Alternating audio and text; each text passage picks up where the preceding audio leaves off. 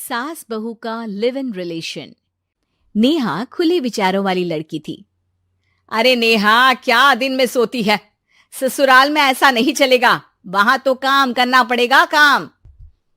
जितना काम होगा कर लूंगी माँ, पर अगर कोई ये कहे कि सारा आराम छोड़कर सिर्फ काम ही करना है तो ना भी ना, मुझे नहीं करनी शादी। अरे कैसी बात कर रही हो? अच्छा चलो जाकर नहा लो, मैं नाश्ता लगा देती हूँ। फिर तुम्हें कॉलेज भी तो जाना है। नेहा कॉलेज के लिए निकल जाती है। वो सोचने लगती है कि ससुराल में वो कैसे मैनेज करेगी। क्या हुआ नेहा, परेशान लग रही हो? अरे यार, तू तो मुझे जानती है ना, मुझे अपनी लाइफ बिल्कुल परफेक्ट चाहिए, लेकिन लग नहीं रहा लोग मानेंगे। यार, कहीं मेरी शादी ऐसे घर ना हो जाए जहां मेरी जिंदगी ही नरक हो जाए। अरे मैंने ना कल एक इंग्लिश फिल्म देखी थी, उसमें भी कुछ ऐसी ही समस्या थी हीरोइन की। अच्छा, तो फिर क्या किया उसने? उसने तो अपने होने वाले पति से साफ साफ कह दिया कि वो पहले उसके घर कुछ दिन तक बिना शादी के रह कर देखेगी, और अगर ठीक लगा तो ठीक, वरना तेरे मेरे रास्ते अलग। अरे हाँ यार, ये तो बिल्कुल सही आइडिया दे रही है तू मुझे। चल मैं तो चली, थैंक्स यार, तूने मेरी प्रॉब्लम सॉल्व कर दी।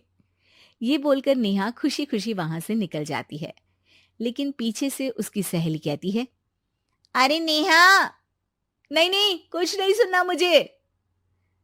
ये बोलकर वो वहां से चली जाती है। हे भगवान, पूरी बात सुने बिना ही चली गई। अरे वो तो विदेशी फिल्म थी, वहां सब चलता है, लेकिन ये तो भारत है, सभ्यता और संस्कारों वाला देश, जहां शादी से पहले लड़की को ससुराल में नहीं रखा जाता। खैर, नेहा मस्त होकर घर आती है।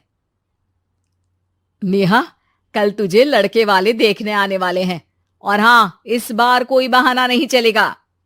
हाँ हाँ, आने दो आने दो, मैं तैयार हूं शादी के लिए। अगले दिन लड़के वाले आते हैं, जहां लड़का कहता है, मुझे अकेले में लड़की से कुछ पूछना है। हाँ हाँ, क्यों नहीं बेटा, जाओ नेहा, घर तो दिखा दो इन्हें। नेहा भी खुश हो जाती है कि उसे मौका मिल गया है लड़के से अपनी शर्त रखने का।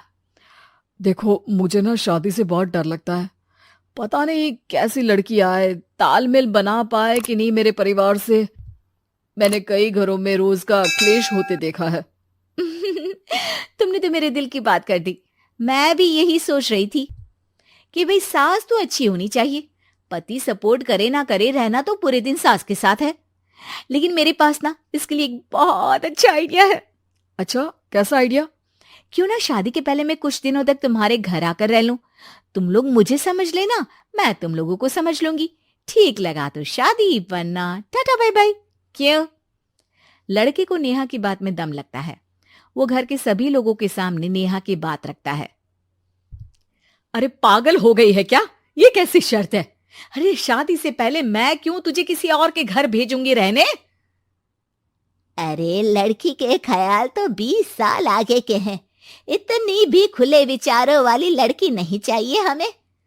अरे माँ, क्या बुरा और गलत बोल रही है ये? रहना तो हम दोनों का है ना। कल को कोई परेशानी आई तो तुम सब तो ये बोलकर निकल जाओगे कि जिंदगी तुम लोगों को ही निभानी है। तुम लोगों को जो करना है करो। तब क्या करूंगा बताओ? सबके समझाने पर वो लोग मान जाते हैं। वाह, मैं 2-3 दिनों में पैकिंग कर लूंगी, तो आकर मुझे ले जाना। और नेहा पहुंच जाती है विशाल के घर। आओ आओ, ये रहा तुम्हारा कमरा। इस घर में तुम एज अ गेस्ट रहो, लेकिन माँ तुम्हें बहू की तरह ही ट्रीट करेंगी, और तुम भी उन्हें सास की तरह ही रखना। बस फिर क्या था, शुरू हो जाता है लिव इन सास बहू का ड्रामा। अरे चाय तो बना दे बहू। जी सासू माँ, अभी लाई। नेहा चाय लेकर आती है कि बस चाय लेकर आई हो, इसके साथ पकोड़े भी ले आती। लेकिन आपने तो बताया ही नहीं कि आपको चाय के साथ पकोड़े भी चाहिए। हाँ हाँ, अब तो पता चल गया ना। रात को खाना खाने के बाद नेहा किचन में खटर पटर कर रही होती है। क्या हो रहा है वहां नेहा? माँ जी, मैं ना रात को अदरक वाली चाय पीकर सोती हूँ, ये मेरी आदत है। अच्छा, तो जरा मेरे लिए भी बना देना। दोनों सास बहू रात को चाय पीती हैं। अगले दिन, नेहा, मैं मंदिर जा रही हूँ, मेरी साड़ी निकाल कर बेड पर रख दे। नेहा सास के लिए साड़ी निकाल कर रख देती है। वो देखती है कि उसके आने के बाद से सास ने घर का कोई भी काम करना छोड़ दिया है। यार मैं क्या करूं? ऐसा ससुराल तो मुझे नहीं चाहिए था जिसमें मैं ही सारा काम करूं। मैं तो ऐसा घर चाहती हूं जहां सास और बहू दोनों मिलकर किचन में काम करें। हे भगवान, रात को चाय पी ली, पेट में गैस बन गई, अब तो चला भी नहीं जा रहा है। मुझे तो ऐसी बहू चाहिए जो हेल्थ के प्रति कॉन्शियस हो, क्योंकि वो ठीक रहेगी तभी तो मैं ठीक रहूंगी। दोनों समझ जाती हैं कि वो लोग एक दूसरे के लिए नहीं बने हैं। अगले दिन, नेहा, जरा चाय तो ले आना। नेहा चाय के साथ चिला भी बनाकर ले आती है।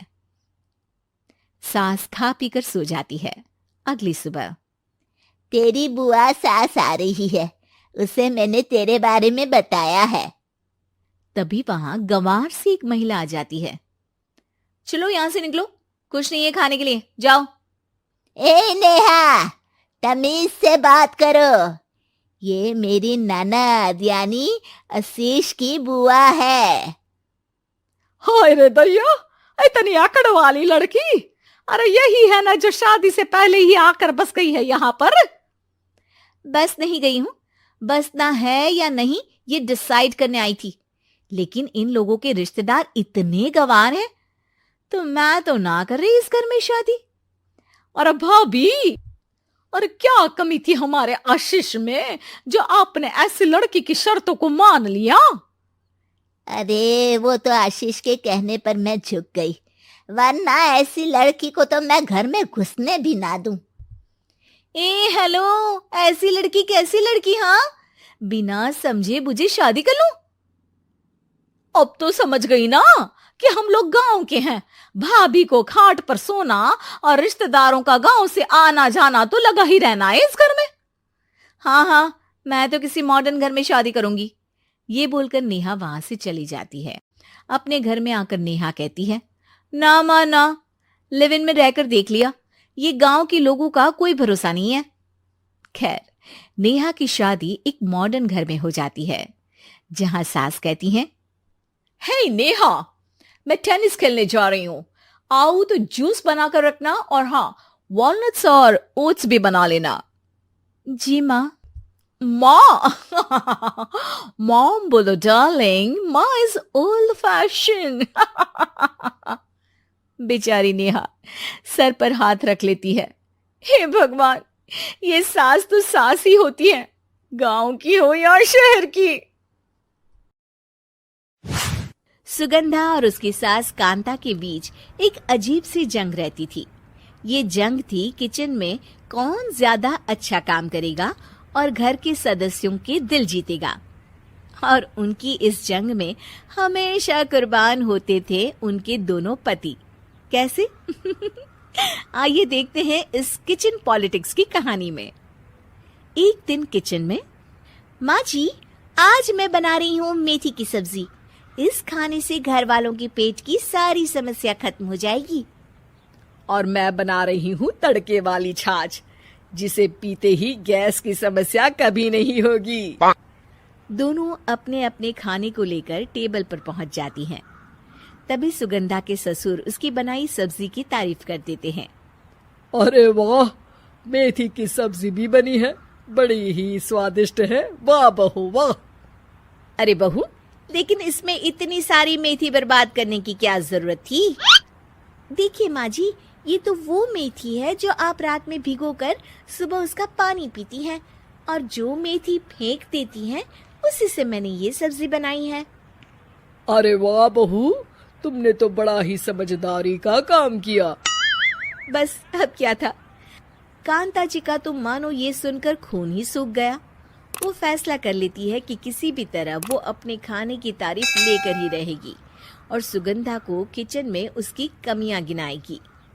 कांता फ्रिज खोलकर देख रही होती है और फिर सुगंधा से कहती है, अरे बहू, ये क्या, पूरा फ्रिज गंदा पड़ा है। तभी वहां सुगंधा का पति आ जाता है। वो सुगंधा को डांट कर कहता है, सुगंधा, तुम्हें कितनी बार कह रखा है कि वायरस फैल रहा है, साफ सफाई का पूरा ख्याल रखना है, लेकिन तुम किचन में इतनी गंदगी रखोगी तो कैसे चलेगा। सुगंधा सास की तरफ देखती है जहां वो मुस्कुरा रही होती है। सुगंधा समझ जाती है कि सास ने उससे बदला लेने के लिए ये सब किया है। दोनों रात के खाने की तैयारी में लग जाती हैं। दोनों ना एक दूसरे की तरफ देखती हैं और ना ही एक दूसरे से बातें करती हैं। रात को खाने की टेबल पर एक एक कर दोनों कई तरह के अलग अलग व्यंजन टेबल पर लगा देती हैं और अपने अपने पति के पास जाकर खड़ी हो जाती हैं। अरे खाइए जी खाइए, मैंने बड़ी मेहनत से बनाया है। प्लेट में वो खाना डालती हैं। सुगंधा भी दोनों की प्लेट में खाना डालते हुए कहती है, बड़ी ही मेहनत लगी है इस खाने को बनाने में। हाँ, दोनों को ना चाहते हुए भी सारा खाना खाना पड़ता है। कहीं दही तो कहीं मलाई तो कहीं मसाला। और इन सब के बाद दोनों बड़ी ही मुश्किल से अपने कमरे में सोने जाते हैं।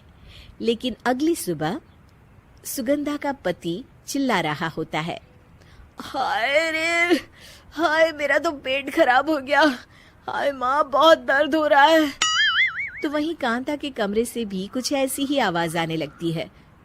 हे भगवान, इस सास बहू की लड़ाई हमारी जान लेकर रहेगी। जाओ कोई डॉक्टर को बुला कर लाओ। डॉक्टर आते हैं। दोनों को देखकर कांता और सुगंधा से कहती हैं, देखिए, आप दोनों इन्हें खाने में हल्का ही दीजिएगा। हो सके तो रात का खाना जल्दी खाया करे और वॉक किया करे। इतना कहकर डॉक्टर वहां से चले जाते हैं। जिसके बाद एक बार फिर से दोनों बहुएं किचन में जाती हैं और खाना बनाने में लग जाती हैं। रात में खाने के टेबल पर दोनों एक बार फिर से खाना लगाने लगती है। पापा जी, मैंने ये पतली मूंग की दाल की खिचड़ी के साथ ये पापड़ और पुदीने की चटनी भी बनाई है। अरे बहू, अभी अभी बेचारे पेट की बीमारी से गुजरे हैं, इतना भारी खाना तो डॉक्टर ने भी मना किया है ना। देखिए, मैंने आप दोनों के लिए सूप बनाया है। और दोनों उन लोगों की प्लेट में खाना डालने लगती हैं।